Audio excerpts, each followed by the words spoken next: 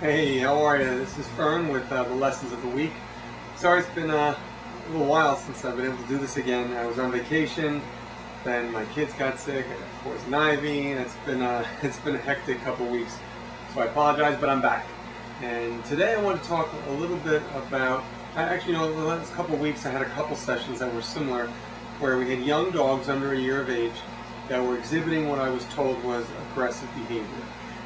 And whenever I hear about a young dog who is being aggressive, it's not that I don't take it seriously, but I rarely believe it's aggression right away, because most young dogs they really don't care about it. There's no aggression. That most everything is play, and it's usually the behavior is usually misinterpreted. So when I go into a session where I hear I have a young dog, an older puppy maybe, I think one was like 6-7 months of age and one was maybe 10 months of age. I kind of know that typically 99% of the time there is no aggression in the dog whatsoever. All a puppy's motivation, even at that age, which is an older puppy, is play. That is their motivation for just about anything.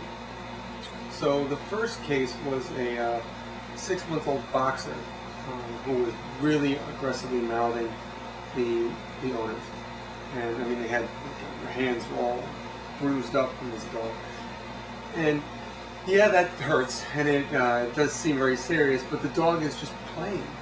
It's all playful. It's nothing. There's no intent behind it. But this particular case, the dog had some health issues, and they really couldn't socialize it and help the dog learn bite inhibition early on. So as it got bigger and the adult teeth came in, the dog was just doing what it normally would have done at like 8 weeks of age, and it would have been easily corrected had they been able to socialize it properly and teach it bite inhibition. So now the dog is big. It's a boxer, so it's pretty strong and energetic. So it has a lot of force behind its advances. So it becomes very tricky, and because it's hard and it hurts. Those teeth really hurt. So in that situation, we have to use a leash possibly in some situations and drain energy like crazy. A lot of exercise release, and a lot of the exuberant puppy behavior, which seems like aggression because they're mouthing you and have their teeth on you a lot of it is just boredom and excess energy. And if we release that, a lot of that goes away. So for this first session with the boxer, more exercise is definitely, boxer puppy is very hard to give enough exercise for a boxer puppy. So we definitely give it more exercise, but we have to also teach it how to interact appropriately. And a lot of this behavior, this aggression, this quote-unquote aggressive behavior, this very mouthiness with puppies is actually inadvertently rewarded by dog owners often.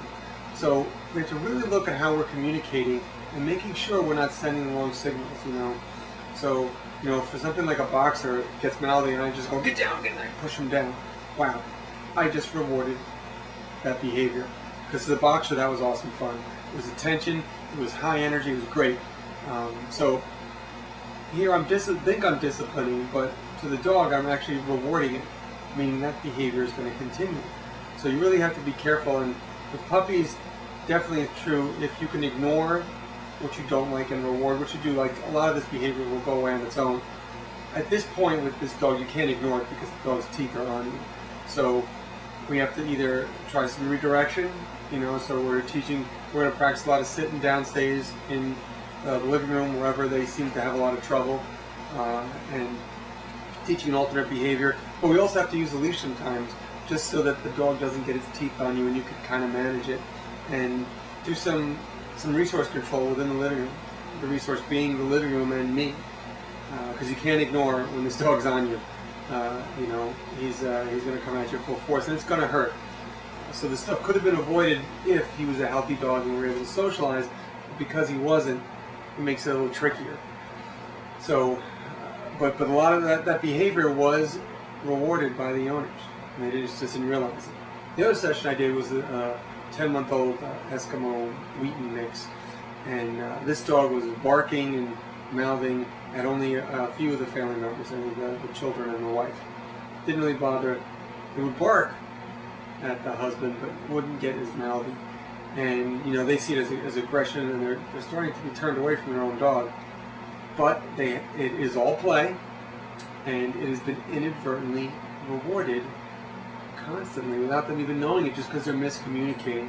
Which is why I think if you have a puppy, get at least one session with a professional just to make sure you're not sending the wrong messages. Specifically with large breeds, because something that is innocent when they're little, as they get bigger, their size is going to make it a really big deal. So you want to really kind of address things early on, but make sure you're addressing them correctly. Because even if you think you're disciplining and the dog thinks you're rewarding, you're in trouble. So for this second dog that was barking at them out of boredom, and it was inadvertently rewarded. As they ask a lot of questions, I start to see that, they have been giving the dog attention, and to a puppy, negative attention still is attention. So they were inadvertently rewarding the barking by, you know, giving in, or even, so they would walk away occasionally, which was the best thing they could do, but not always. So with that dog, we are going to ignore the barking more. We're going to, and it was a pest at certain times. Like usually, for most puppies, the late afternoon, early evening is like the witching hour. Same thing with my kids. So that's where we got to really give an alternate behavior to do at that time. So this dog would always get nuts, would get mouthy and barky right around 5 o'clock every single night. So if I know that that's the only trouble point, I just need to add some really, before that all happens, I want to add some really good high impact exercise. And this dog definitely was under exercise. Just get him exhausted, and that behavior will probably go away just by not addressing it, just by getting him tired. He's just bored and he's looking for entertainment, and that's just the time where you have a lot of energy. So if we just troubleshoot that block of time, the behavior will probably go away by itself. So then it's about constructively figuring out within this family's lifestyle how they can give that outlet for energy. And that's just something we talked about, and that is really depending on the individual situation of the dog. Figure out what's the best form of exercise that'll fit in with what the dog needs and what the family can do. So we talked about some things there, but I'm really confident that if we just give this dog something else to do at that time, that would alleviate it completely. So I mean, one of the things I recommend immediately is he doesn't get dinner. He's going to eat his dinner out of Kongs, frozen Kongs, 4 or 5 Kongs, and he's going to eat his dinner. It's going to take him an hour to eat dinner, and he's going to be tired after that. So that's one example of things we can do. I'd love to see him go to a doggy daycare for the afternoon and come back at that time and be totally spent. That is going to do a lot to alleviate that unnecessary negative attention he's giving the family. And they're getting turned off from their puppy too. But they had inadvertently rewarded it throughout its life. So we have to be really careful about what we're rewarding. Whenever you give any kind of reward, and a reward is what the dog sees as a reward, not what you see. Because to a dog, even something like eye contact could be a reward. Any attention, like I mentioned, negative attention could be a reward. So anytime we give a reward as the dog sees it, we're rewarding behavior and state of mind at that exact moment. We want to always take a moment and think, is this behavior and a state of mind I want to happen again? Because if not, you know, we got to really think about how we want to do things. And you really have to pay attention to what is the dog getting out of this. Is it a reward? Because a lot of times it is, and we just don't see it. And every time we do it and reward the dog, even if we think we're doing discipline, but the dog sees it as attention, that behavior is more likely to happen again. So none of these cases were aggression. They were all kind of maybe uncivilized dogs that just haven't learned how to acceptably live in the human world. And that's not the dog's fault. That's our job. We need to teach them that. So it's up to us to make sure we're communicating properly so that they can learn the right lessons. And the sooner they learn it, the younger that they learn these lessons, the easier it'll be. The easier it is to train. So keep that in mind when you work with those pups, and really look at what you're rewarding. That goes for older dogs too. Any dog, just remember just look at what you're rewarding. And if this is seen as a reward by the dog, we're rewarding whatever the behavior and the state of mind is at that time. So keep that in your mind, and I will see you again, hopefully next week.